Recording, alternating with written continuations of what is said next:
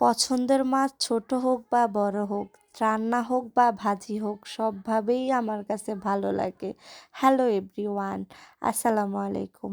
আশা করি আপনারা সকলে ভালো আছেন। চলে আসলাম আবার ছোট্ট একটা ভিডিও নিয়ে। আশা করি ভিডিওটা শেষ অবধি দেখবেন আর ভালো ভালো কমেন্ট করবেন।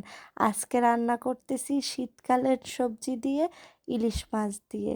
আর আপনাদের কার কার কাছে ইলিশ মাছ ভালো লাগে তো অবশ্যই তারা কমেন্ট করবেন। তো এখানে মাছগুলারে আগে হালকা একটু ভেজে নিলাম, তারপর এখানে একে একে পেঁয়াজগুলার ভেজে নিব, তারপর দিয়ে দিব এখানে একটু রসুন বাটা।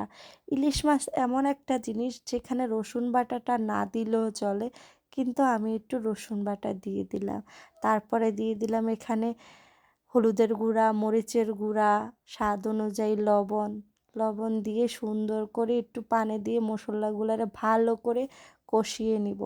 তারপরে দিয়ে দিলাম এখানে ফুলকপি, আলু, সিম, কাঁচামরিচ সব কিছু দিয়ে নেড়ে চেড়ে আবার দিয়ে দিলাম টমেটো কুচি।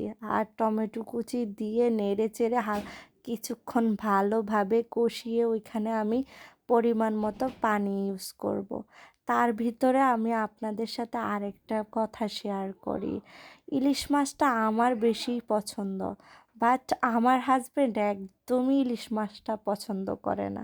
ভাই, আমার লাইফে মনে হয় ফার্স্ট কাউকে দেখছি যে ইলিশ মাছ পছন্দ করে না, তাও আবার আমার নিজের হাজব্যান্ড। তো আপনাদের কার কার কাছে ইলিশ মাছের তরকারি ভালো লাগে, আর আমার মতো ইলিশ মাছ লাভার কে কে আছেন, অবশ্যই কমেন্টে সাড়া দিবেন। সবাই ভালো থাকবেন, সুস্থ থাকবেন, আমার জন্য দয়া করবেন।